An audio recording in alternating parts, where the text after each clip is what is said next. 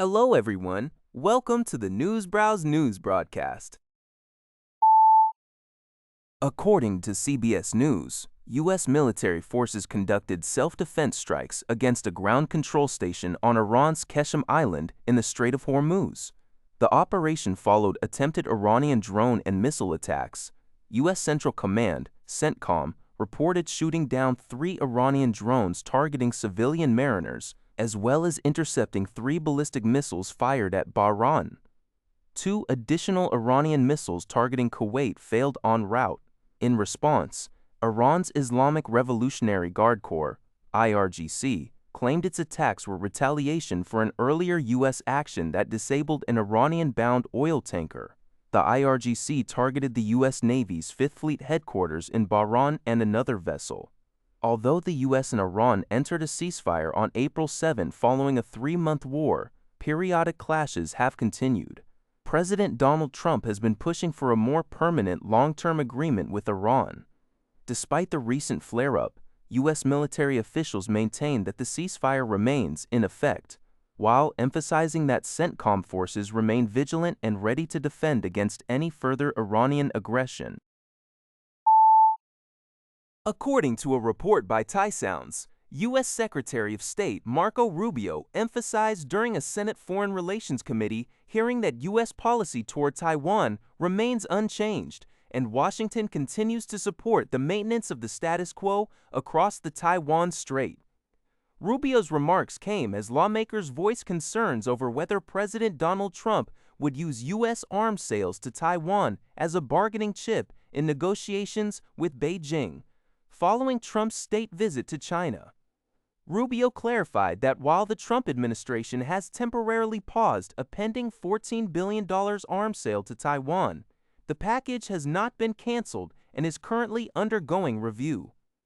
He stated that the timing and execution of the sale will ultimately be determined by President Trump, stressing that Beijing's objections would not influence White House decision-making. Regarding U.S.-China relations, Rubio acknowledged the long-term strategic challenges in areas such as economic security and supply chains. However, he emphasized that communication between the world's 2 largest economies is essential to de-escalate potential conflicts and maintain strategic stability. According to a report by Kyodo News, the U.S. dollar topped the 160 yen threshold in Tokyo trading on Wednesday, marking the first time it has reached this psychologically significant level since late April. This decline in the Japanese currency comes after a period of relative stability following currency market interventions by Japanese authorities in late April, which were aimed at supporting the yen. Market analysts note that the dollar has been steadily gaining ground since overnight trading in New York. The primary driver of the yen's sell-off and the dollar's rise is mounting uncertainty over the outlook of peace talks between the United States and Iran. As geopolitical concerns grow, investors have turned to the safe haven dollar, accelerating dollar buying and yen selling transactions in both global and domestic markets. According to GG Press, an inquiry commission under the Swedish Ministry of Social Affairs and Public Health recommended to the government on June Dasgård that the minimum age for using social media should be set to 15. Following this recommendation, the Swedish government will move forward with plans to consider introducing the age restriction by January 2028.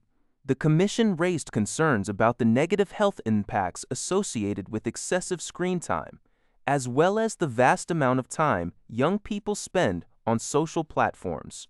Currently, children under the age of 13 in Sweden require parental consent to create social media accounts. However, the Commission emphasized that much stricter regulations are necessary to protect minors.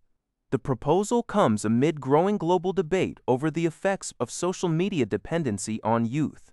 The Swedish government's move highlights an accelerating international effort to address the risks of early social media exposure and to implement more rigorous age verification measures.